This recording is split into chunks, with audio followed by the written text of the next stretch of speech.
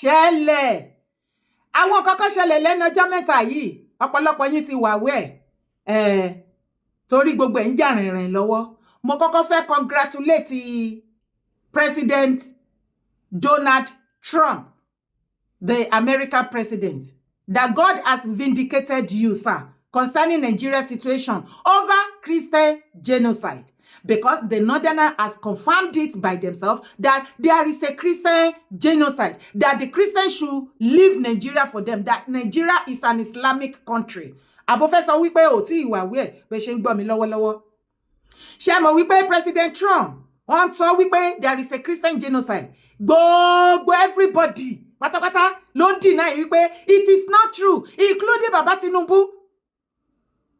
Everybody ni wọ́n sọ wípé irọ́ ni, it's a lie. Irọ́ ni bàbá ni President Trump ń pa. There is nothing like a Christian genocide. Ṣùgbọ́n ní ìgbà tí àwọn malam ní Kano tó ti wá ṣe fídíò tó bọ́ síta to proclaim Nigeria as an Islamic country, that it belongs to them, the Fulanis, that any other tribe or ethnic tí ò bá ti lè faramọ́, you should leave Nigeria because it belongs to them. That they really confirmed it. There is a Christian genocide in Nigeria. Congratulations to every Christian. Ajẹ́ wípé Ọlọ́run ò sùn. Ìṣẹ̀dá àwọn innocent Christian tí wọ́n ti pa ẹ̀jẹ̀ wọn ṣiṣẹ́. Onílẹ̀ ṣiṣẹ́. Rántí o. Igbo onílẹ̀ ti sọ wípé láti June ká farabalẹ̀ títí wọ January, títí wọ ìgbà tó máa ṣe presidential election. Àwọn àṣírí ìkọ̀kọ̀ tí ó ń pè ní àṣírí tó ń pè ní Nàìjíríà ó máa bẹ̀rẹ̀ sí ní tú. Ìwọ tí o bá mọ how powerful tí fídíò àti statement tó jáde lẹ́nu Malam yìí tó jẹ́, then you are in for it. Alpha ẹ̀yin àgbàgbà ilẹ̀ Yorùbá, ẹ wo iye ọdún tá ti ń pè yín. Kí lẹ rò ipò bí Yorùbá nation gan-an? These are the things tó bí Yorùbá nation. Ṣùgbọ́n ẹ yí mọ́ wa lọ́wọ́. Ẹ wá jẹ́ kí sọ fún yín kí tó gbé fídíò wọlé. Nǹkan tó sọ nínú fídíò tí mo fẹ́ gbé wọlé, ó ní mo kọ́kọ́ fẹ́ kà fún yín. Ẹ farabalẹ̀ kẹ́gbọ́. Ó ní, here, I urge you to prepare your vote. Let us show the world that infidels are lying, that they outnumber us. Show the infidels their limits. Nigeria is a Muslim country, and if you don't want to accept a Muslim ticket, you should leave Nigeria because it belongs to us. If not because of Muslim ticket, the Christians in Nigeria will think they are more than us. This is why we must make sure the Muslim tickets continue to succeed so that our dominance will remain sustained. Sheikh Yahya Jenge, preaching to Muslims. Kí ẹ lè gbọ́ dáadáa ẹ̀yin tẹ́ gbédè yẹn bóyá Hausa ló sọ bóyá Fùfúdè ẹ lè gbọ́ lẹ́nu ẹ̀. Tẹ̀lé mi kẹ́ wá wo fídíò yìí. Tutar musulunci in kira jama'a ku taho mu yi Muslim. Na sani cewa kafirai na jin zafin wannan kalma. To amma ba akwai Kiristoci ba akwai Yahudawa ba akwai masu bautar magiro ba. Ni musulmi mai wa'azin musulunci da na ce muslim mai na taba nasu.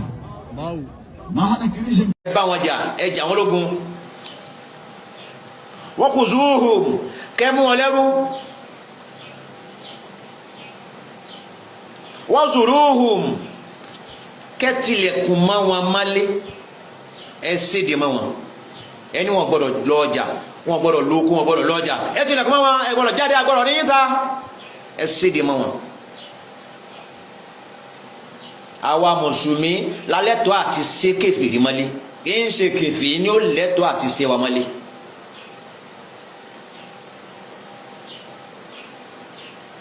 Wakihudu lahum kullu marsadin. Bí tá bá ti bá wọn ẹ fìdí wọn gúnlẹ̀ síbẹ̀. Bá wọn ní bòbá tán fa pamọ́ sí ẹ̀dì wọn bẹ̀. Ẹ̀dì wọn mọ́ bẹ̀. Ẹ tilẹ̀kùn mọ́ wọn bẹ̀. Ntọ́lọ́ sọ náà kọ́ nínú. Mo fi sọ bẹ́ẹ̀ ọ̀rọ̀ mi pé n tó yẹ kẹ́ ṣe tẹ́ ẹ̀ bá ṣe lórí ẹnìkan tẹ́ni ẹnìyẹn yóò ṣe tiẹ̀ yóò ṣe nǹkan ẹ̀ máa fún ìfẹ́ yìí o. Ohun tó yẹ kẹ́ ṣe fún yàn tẹ́ ẹ̀ bá ṣe òun ó ṣe tiẹ̀ fún yín o. Ẹni tó yẹ kẹ́ àrẹ́sì ẹ̀ tẹ́ ẹ̀ bá àrẹ́sì ẹ̀ òun àrẹ́sì yín. Wà nínú fídíò yẹn ẹ tẹjúmọ́ fídíò yẹn dáadáa bó ṣe ń ṣe àwọn àlàyé yẹn ẹ rí wípé inú gbogbo àwọn political class tó wà ń bẹ pátápátá gbogbo everybody tó wà ń bẹ yẹn inú gbogbo wọn dùn ẹ rí bó ṣe ń pàtẹ́wọ́ tó ń celebrate tínú wọn dùn because wọ́n ti ń gbé agenda wọn jáde. The time has come to unleash that agenda. Either we love it or we don't like it. Bàbá Tinubu ó ti ṣẹlẹ̀ wọ́n ti tú àṣírí yín sí gbangba ti dẹkùn bẹ́ẹ̀ kedere ti bẹ́ẹ̀ wò kí ló fẹ́ ṣẹlẹ̀ gangan ṣùgbọ́n mò ń bọ̀ kí n tó dé tán pátápátá Uncle Fẹ́mi Fani-Káyọ̀dé wọ́n kàn kankan lórí ọ̀rọ̀ yìí ẹ jẹ́ sáré gbé yín débẹ̀ pa. Wọ́n ní I received over 100 frantic calls and messages of deep concern from both Christians and Muslims over the weekend after Sheikh Yahya Jigri's comments at a Kano event were made public. There is only one thing worse, and that saddened me more than what he said, and that is to have seen my friend and brother, the governor of Kano State, cheering him on and celebrating it. We will not keep quiet and watch our faith being dragged all over the floor because of politics. Uncle Fẹ́mi Fani-Káyọ̀dé ta ló ń bá yín sọ̀rọ̀ faith nínú ọ̀rọ̀ tó wà nílẹ̀. Àwọn ilé ìfẹ́ Islamize and Fulanize Nigeria ẹ̀ ń sọ̀rọ̀ faith. Ó dẹ̀ pé anyway. Only politics and earthly power come and go, but faith and the afterlife is eternal. Still, get the message. Nobody is talking about faith here. Ẹ jẹ́ kí ọ̀rọ̀ kó yé yín, kẹ́ yé wọgbó lọ. Uncle Fẹ́mi Fani-Káyọ̀dé, face the reality, call a spade for once in your life, and damn the consequence. Ṣé nǹkan ò ti máa wà lára gbogbo yín ṣá? Ta ló ń bá yín sọ̀rọ̀ faith nínú ọ̀rọ̀ tó sọ? Uncle Fẹ́mi continue, ó ní, you do not talk like that in a country with over 120 million Christians and over 120 million Muslims all living in the same space. And if you insist on doing so, you are looking for trouble and stuck in a catalysmic crisis, which nobody wants, which will consume us all, and which we must avoid at all costs.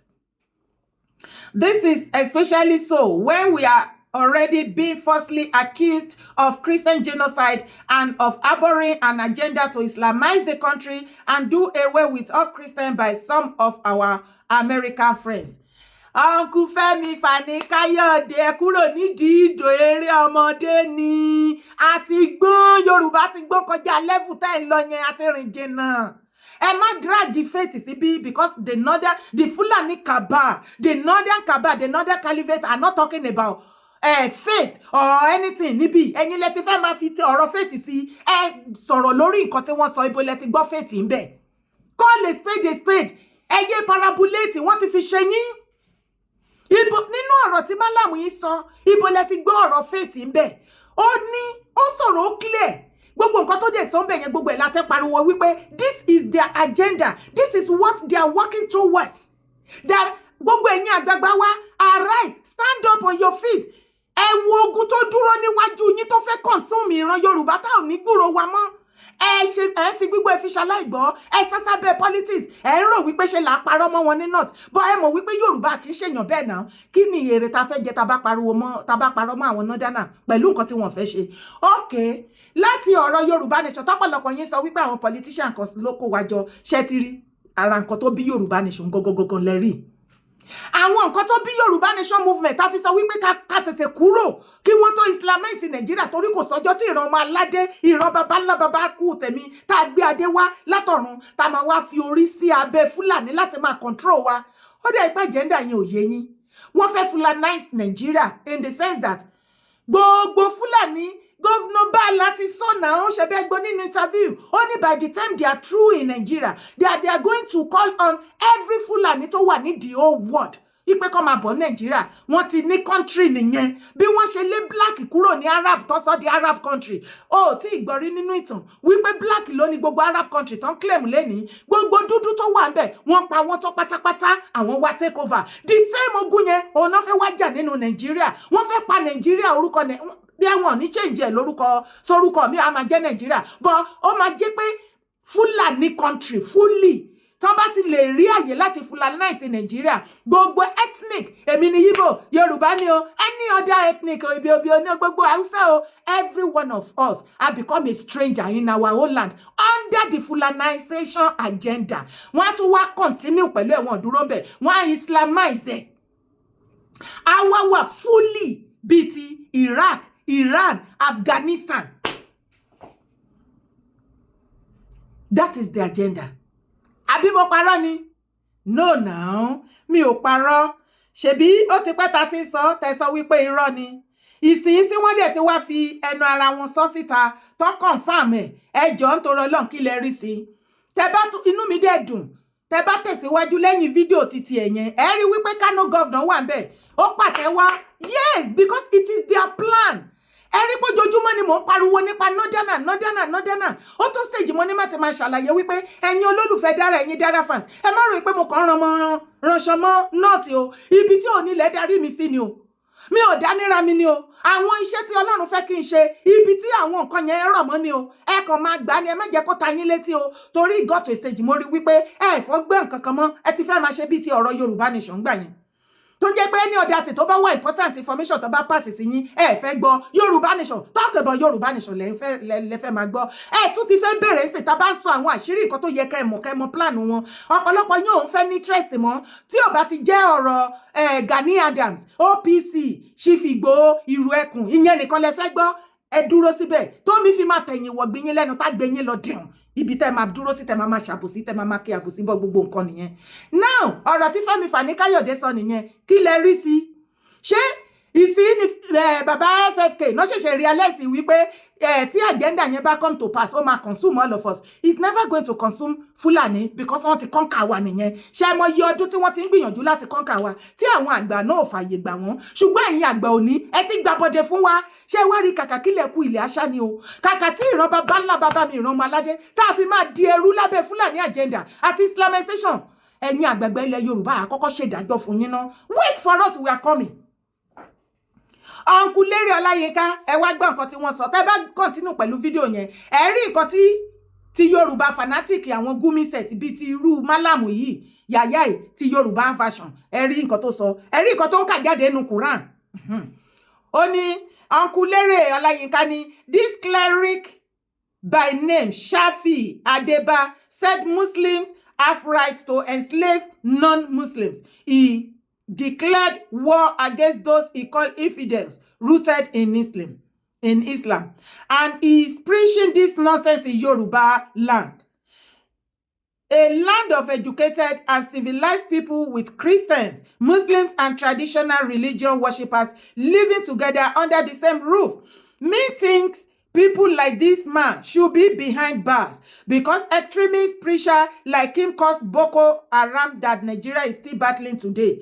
Uncle Larry Ọláyínká, are you now trying to tell us that you have never been hearing all these fanatic Islamic preacher on social media about pípa ẹ̀pà wọn? Are you telling me that you have never come across one of their video like the Mufti Iwo, like Ọba Olúwo, like Imam Tolia ní Ògbómọ̀ṣọ́ and the rest of them? Ṣé Bàbá Fẹ́mi Fani-Káyọ̀dé ẹ fẹ́ sọ fún wa wípé gbogbo bí àwọn people ṣe preaching tí somebody like me and the rest of us tí à ń pariwo wípé ẹ̀yin governor, ẹ̀yin government officials, ẹ̀yin ọba ẹ pé gbogbo àwọn religious leader pátápátá kẹ́ wọ́n wọn any one of them tó bá ń preach ọ̀rọ̀ burúkú báyìí ní ilẹ̀ Yorùbá tó fẹ́ dá ogun ìjẹ̀sìn sílẹ̀ kẹ́ ẹ sọ fún yípo máa ṣẹ̀wọ̀n. Ṣebí gbogbo yín fetí ẹ ṣe tí bẹni pé ìgbọ́ wa ni. Ṣé mo ye fídíò tá ti ṣe láti yọdún yìí. Ṣebí gbogbo yín pretend bẹni wípé ìṣe làwa ìfẹ́ wá kógun jẹ ilẹ̀ Yorùbá.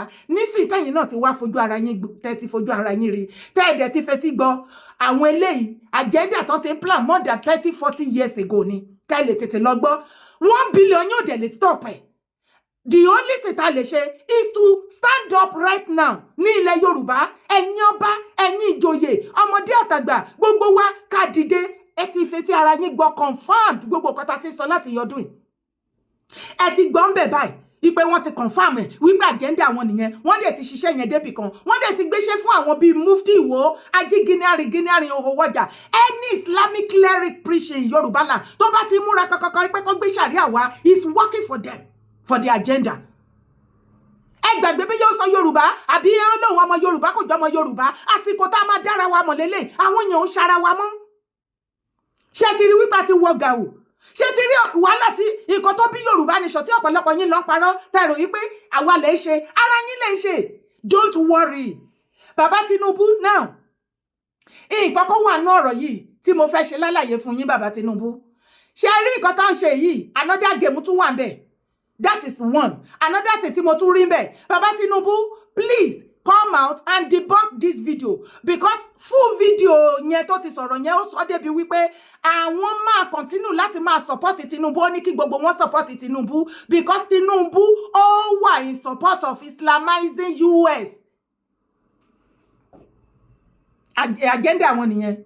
Ó ní President Bola Ahmed Tinubu lọ wo full fashion. Ó ní any leader tó bá ti support láti pé kó Islamize United United States of America. Ó ní leader yẹn tó bá ti ní kó Islamize ibẹ̀ ipe irú good leader tó ń wá nìyẹn pé kí gbogbo wọn kó support. Baba Tinubu ṣé dẹ̀ mọ̀ wípé President Trump bá yín po wàhálà wípé there is a Christian genocide in Nigeria. Ṣebí gbogbo ẹ̀yin Lérí Ọláyé uncle Lérí Ọláyínká uncle Fẹ́mi Fani-Káyọ̀dé uncle Báyọ̀ Ọ̀nànúgà gbogbo yín lẹ̀ ń kógun ti Trump tẹ́nirán ni ó fẹ́ wá dá Nàìjíríà rú ni ọ̀pọ̀ yín àìmọye yín lẹ ṣépè tẹ́ bẹ̀rẹ̀ sí ní gbógun tì títí tẹ́ fi lè lọ tẹ́ jẹ́ kó ṣiṣẹ́ yẹn ẹni kò sí nǹkan tó ń jẹ́ Christian genocide àwọn bandits lásán ni ìgbà tí àwọn tó ń ṣe tán plan tó orchestrated tó ti wá bọ́ síta wípé this is their plan. Wọ́n ní ká máa lọ àwa Christian àwa traditionalist àwọn modern Islamic people tí wọ́n fààyè gba jihadist wọ́n ní fídẹ̀ ní gbogbo wa tá bá ti lè gbà kí wọ́n Fulanize wa kọ́ndé Islamize wa ká máa ṣẹrú lábẹ́ wọn wọ́n ní ká fi Nàìjíríà sílẹ̀ fún wọn that is an Islamic country. It does not accept Christian and traditionalists anymore. And Muslim ticket has come to stay because they give them more power to dominate us. No, nah. Kí ló tún kù tẹ́ fẹ́ gbọ́? Àwọn àlàyé tí mo ti ṣe láti joy. Kí ló tún kù tẹ́ fẹ́ gbọ́? Inú mi dùn, ayọ̀ mi kún wípé wọ́n bọ́ síta this time around. Onílẹ̀ tí wọ́n lẹ́nu jáde, wọ́n wá sọ. Now Baba Tinubu, kí ló ń ṣẹlẹ̀ gangan? Are you playing Yorubas? Baba Tinubu, President Bola Ahmed Tinubu, ẹ wá. Don't tell us wípé ẹ ń fi Yorùbá ta game. Ẹ mọ̀ wípé ikú fẹ́ pa wá ìran Yorùbá run. Ẹ dẹ̀ dákẹ́ because of your own selfish gain. Nítorí pé ẹ fẹ́ become president, nítorí pé ẹ fẹ́ remain there. And you kept quiet. Wípé tẹ́ bá ti ṣe nǹkan tẹ́yin fẹ́ ṣe. Tó bá wu Yorùbá kán take ara wọn. Bó bá wu Yorùbá kán má take ara wọn. Bí ikú bá pa wá bí ò bá sí ìran Yorùbá mọ́nu ayé ká parẹ́. Is that your plan? Because don't tell me, President Bola Ahmed Tinubu, that you are not aware of this agenda before you accepted that Muslim ticket, sir. Wàhálà ti fẹ́ ṣẹlẹ̀ ogun ti fẹ́ dé láàrin Yorùbá báyìí ibi nìkan kọ́ là ń lọ ẹ tẹ̀lé mi. Ẹ mọ̀ ọ̀gá yín lọ́gàá o ẹni tí ò bá ti dalẹ̀ wọ́n ń sọ o ẹni tí ò bá ti dalẹ̀ ni mo ń sọ o má dalẹ̀ náà fàwọ̀ dá o orí àríwú eléyìí a fi ń dẹ́rù bọ́ lọ́rọ̀ ni báwọn méje lọ́mọ ẹ̀yìn Jésù tí bá kápò ẹ̀ gangan tó ń kówó sí lọ́wọ́ ṣé kò dalẹ̀ èmi máa rọ̀ yín torí ohun tí a gbé dání ìtìbílẹ̀ lélẹ́yìí Jésù máa mú ẹ̀yìn òun sọ̀rọ̀ ogún ọdún lẹ́nìí ó láforíjì lọ́pọ̀ ànábì wa Muhammad kò tètè fìyà jẹ̀yàn a máa ń gbé ó máa dára ó máa ṣètòríjì ó máa bẹ̀bẹ̀ ó máa bẹ́ẹ̀tì àfìbọn búra àfàdá búra àfìsàngó búra wọ́n gbé tàǹgẹ̀tì ni mọ́tò ò ní pa yín o àsìkò ò ní bà yín o bẹ́ẹ̀ bá ṣe ń lù á máa dún mo fi ọ̀nà Ọlọ́run bẹ̀ yín ẹ má dalẹ̀ Oòduà ẹ má dalẹ̀ Oòduà bàbá Ọọ̀ni lẹ wá báyìí gbogbo bí bàbá bá ṣe bá yín sọ̀rọ̀ ẹ tẹ̀lé o.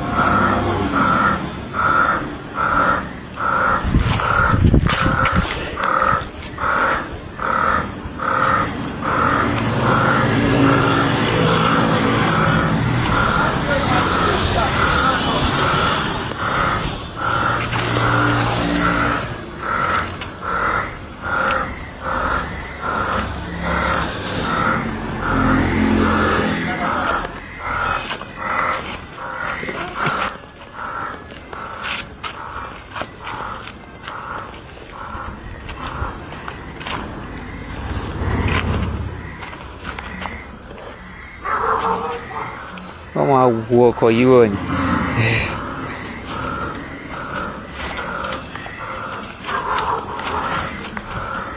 báyìí kan báyìí ló kọjá lẹ̀ ọ̀rọ̀ ẹ̀ náà sọ. ẹ nà. ẹgbẹ́ àgbẹ̀. ẹ.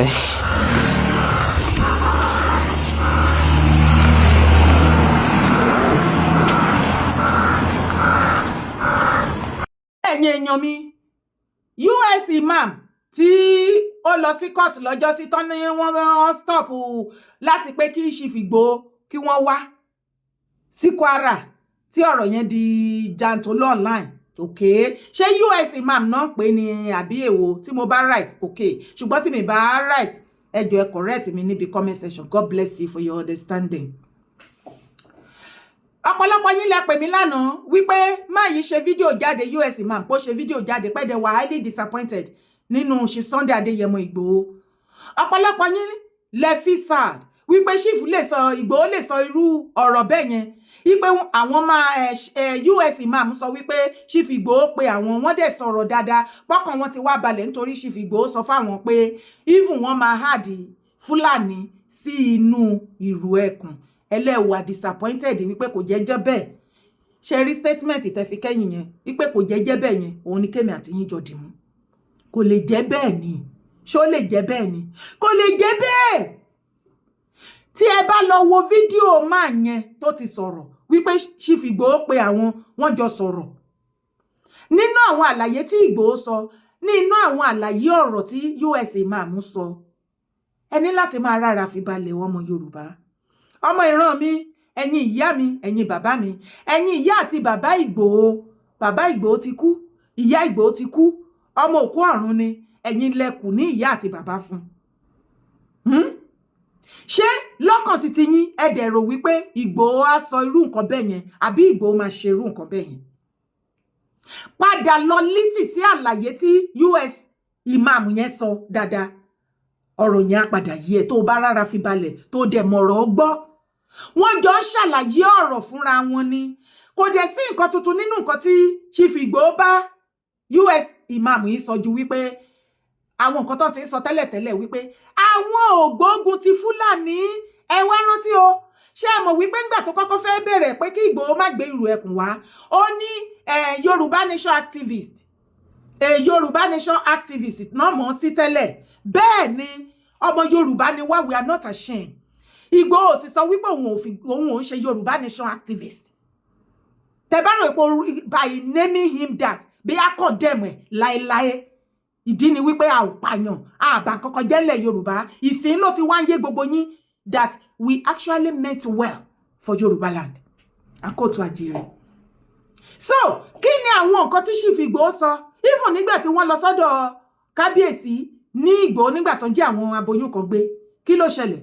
Ìgbòho ní àwọn ò wà against Fúlàní gẹ́gẹ́ bí ọ̀pọ̀lọpọ̀ ṣe sọ because Ganiyu Ige Adams àti àwọn mufti Ìwó Olúwo àǹkó gbogbo wọn yẹn gbogbo sẹ́ẹ̀tì wọn yẹn pátápátá àwọn ni wọ́n ti ń manipulate ọ̀rọ̀ Yorùbá Nation nígbà tí ọ̀rọ̀ Yorùbá Nation torí wọn fẹ́ kí àwọn mùsùlùmí kí wọ́n join wa wọ́n ní irọ́ ni wọ́n ní ṣe la sọ wípé tá a bá ti gba Yorùbá Nation a máa pa gbogbo àwọn mùsùlùmí rẹ́ ẹbọ nìkan la máa ṣe ń bẹ̀.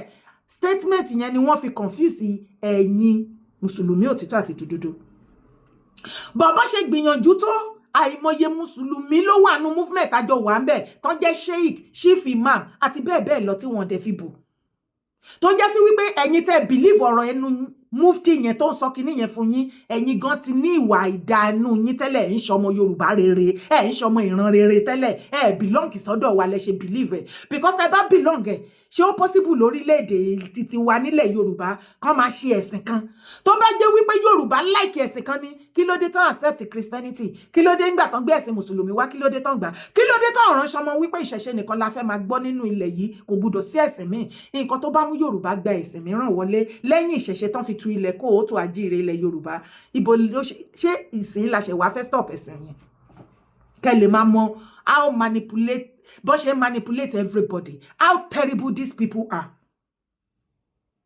Ṣẹ́tìrí now Ìgbòho wá sọ fún àwọn Fúlàní wípé ẹ má gbé nínú igbó láyé àtijọ́ bóyá àṣà yín ni kẹ́ máa gbé nínú igbó ṣùgbọ́n níbi tí ilẹ̀ gbé lójú níbi tí ojúmọ́ délé ní 2026 tá a wà yìí ayé ò gbé inú igbó mọ́ o ẹ máa bọ̀ nílùú tó bá jẹ́ lótìtọ́ àti lódodo lẹ̀ ń gbé ìgbésí ayé àlàáfíà àwọn tẹ́ ẹ fẹ́ gbé pẹ̀lú wọn tẹ́ ẹ wà ní orí ilẹ̀ wọn ìlú náà gbé ó yẹ ẹ̀yin náà ẹ kó ẹrú kẹkẹrù yín ẹ wá máa bá wọn gbé nínú ìlú ẹ má lọ takú sínú igbó torí inú igbó yẹn náà máa ń jí àwọn èèyàn gbé láàrin ìlú tó máa gbé wá wọ́n máa pa wọ́n síbẹ̀ wọ́n dẹ̀ tó máa gba ransom wọ́n wá tẹ̀síwájú pé ìwọ tó o bá jẹ́ Fúlàní tó o bá ti wá lè báráàlú gbé nísìn tó jẹ́ inú igbó ló wà àtẹnitẹ̀ tó bá ń rèdí inú igbó tó bá bẹ́ẹ̀ ń bẹ̀ wàá jìyà kí ló ń gbé ń bẹ̀ ṣe kí ló ń ṣe ń bẹ̀ ẹjọ́ the same àlàyé yìí náà ni Chief Igboho máa ṣe fún US imam wọ́n wá ní US imam wá continue wípé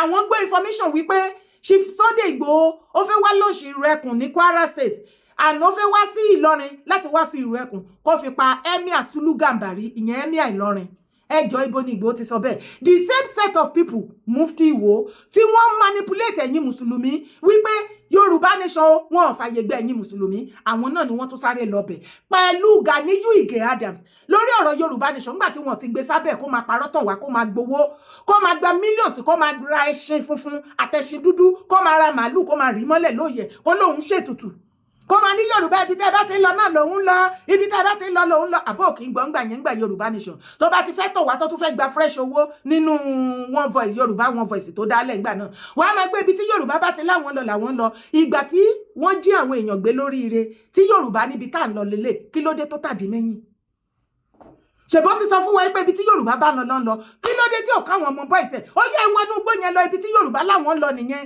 kó proof fún wa ṣé kò tàdí mẹ́yìn títí tó fi gba àwọn ọmọ oríire kò rí nǹkan ṣe wọ́n wá gba àwọn ọmọ oríire tán àwọn ọmọ tiẹ̀ wá ṣe fídíò ní express wọ́n wá káwọn wèrè kan sínú bọ́ọ̀sì à ń gbọ́ ẹ wá máa bọ ẹ̀yin báńdíìtì àwọ̀ à ń bí ìyàwó àtọmọ wà ń bẹ̀ ẹ wá jí wa gbé orí yín ti burú lẹ́yìn tó jẹ́ wípé àwọn tí OPC ọ̀dọ̀ yín tí àwọn Fúlàní jí gbé ní Kwara títí dìsí ẹ̀ tí ì rí wọn gbà á lẹ̀ kẹ́ lè máa mọ bí géèmù ṣe ń lọ ni mo ṣe ń tú gbogbo ẹ̀ palẹ̀ o ọwọ́ kan wọ́n ni o Gani ń ṣiṣẹ́ papọ̀ pẹ̀lú Mufti Ìwó ó ń ṣiṣẹ́ papọ̀ pẹ̀lú Mákindé gbogbo àwọn tí Gani bá ti ń ṣiṣẹ́ papọ̀ gbogbo wọn náà máa àgẹ́sì Ìgbòho àti Ìrù Ẹkùn ṣùgbọ́n kí Gani lè mọ̀ wípé 1 billion ìwọ nìkan ó fẹ́ fèsì Yorùbá ọgọ̀ kò dẹ̀ ní bá mi yí àwọn tó ń tì ẹ́ láyà Gani àwọn tó ń dífá fún ẹ tó ń ka ẹ láyà tó ń kì ẹ láyà tó ń kì ẹ bí ìbọn tó ń jẹ́ kó yí ẹ wípé ìwọ nìkan ó máa dá ṣẹ́gun àwọn ọmọ Yorùbá ó yá jẹ́ kájọ máa ṣe lọ bí kún ló lóko bí pàkúté ni bóyá ìwọ nìkan dé ó lè ṣẹ́gun gbogbo wa bóyá àwa làwa máa ṣẹ́gun ẹ ó yá kẹsẹ̀ kan bọ ṣòkòtò kan náà àwọn Gani náà tún lọ bá US imam wípé Ìrù Ẹkùn ẹ má jẹ́ kó wá lọ́ọ̀ṣì ẹ̀ ń bẹ́ Ìgbòho ó máa pa kábíyèsí yín o torí ìgbà yẹn tá n kàǹpé tí Chief Igboho sọ wípé kí bàbá Tinubu kán wá join Yorùbá nation train àìjẹ́bẹ̀ a máa gbérù wọn àti bàbá Ọọ̀ni látẹ̀yìn òun ni wọ́n lọ sọ fún wọn bẹ̀ èyí ló mú òun ni US imam náà dẹ̀ wá sọ fún Chief Igboho padà wípé nǹkan tí wọ́n sọ fún wa lélẹ̀ èyí ló mú Chief Igboho wá sọ wípé kò sí nǹkan tó jọ bẹ́ẹ̀ o kò sí nǹkan tó jọ bẹ́ẹ̀ kí làwọn fẹ́ pa Emir Sulu Gambari fún kí ni Emir Sulu Gambari ṣe fáwọn tó máa pa àwọn fẹ́ dáàbò bo àwọn ọmọ Yorùbá tó wà ní Kwara torí àwọn Yorùbá tó wà ní Kwara àwọn ni wọ́n ránṣẹ́ pé wọ́n gbogbo wa ládẹ̀rí bí àwọn terrorist bọ́ ṣe yabo bẹ̀ yẹn tí wọ́n pa ọba tó ń pàjòyè tán dẹ̀ ń dáná sun ilé tó ti lé gbogbo àwọn èèyàn kúrò lórí ilẹ̀ bàbá wọn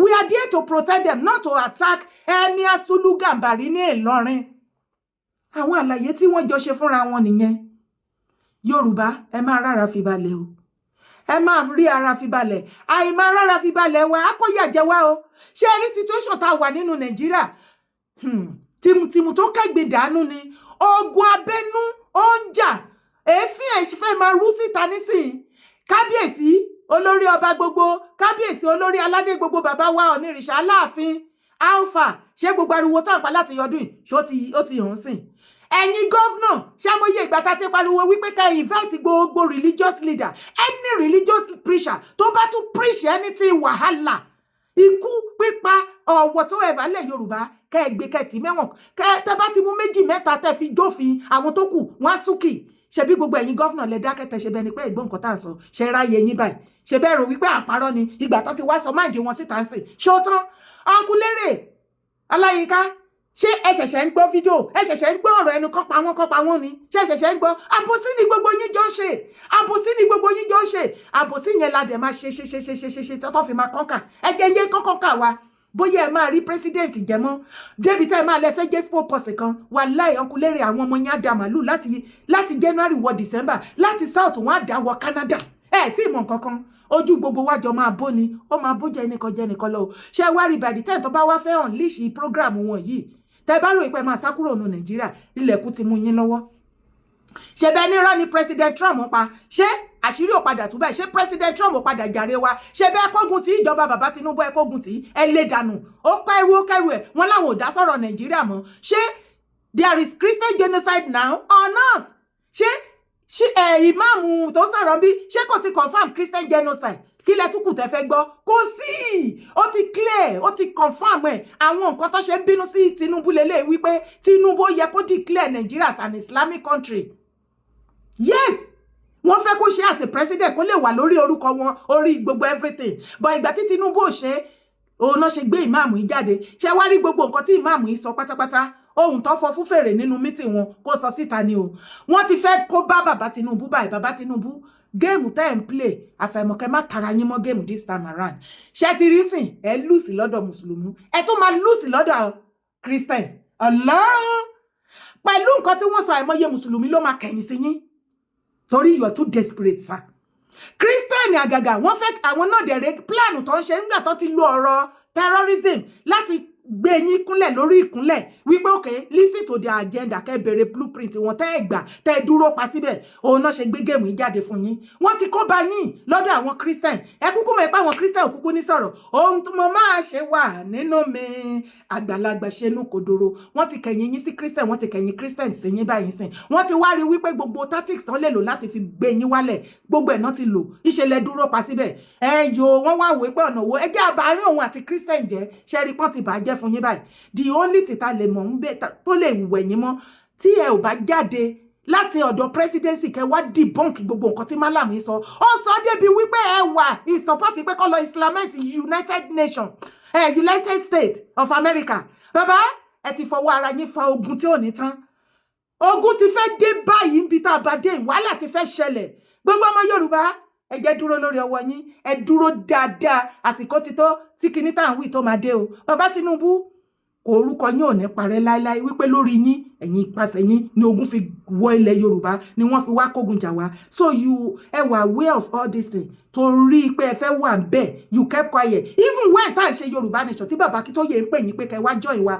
you knew about all this secret yet ẹ̀yin sì sípẹ́ lọ́bẹ̀ ẹ wá débẹ̀ àníkẹ́ gbé ríjọ́ náà lẹ̀ ẹ rí nǹkan kan ṣe ẹ ń fè ní dènì ẹ ń fọ̀ ládọ́la ó tiẹ̀ ti dáa àti wá bẹ̀rẹ̀ àti kẹsẹ̀ kan bọ ṣòkòtò pẹ̀lú yín nísìn orúkọ tèmi ò yí padà Yèyé Dáràpọ̀ owó ìkòkòkò ni mò ń jẹ́ má gbàgbé láti bá mi share ètò yìí tí fídíò yìí ò bá yẹ bá mi to play again and again fídíò yìí wà very very interesting gan bá mi share káàkiri jọ kún mi lọ́wọ́ jẹ́ kí gbogbo àgbààgbà ilẹ̀ Yorùbá kí wọ́n wà wẹ̀ gbogbo group bá mi share síbẹ̀ they must hear it bẹ́ẹ̀ ni bye for now.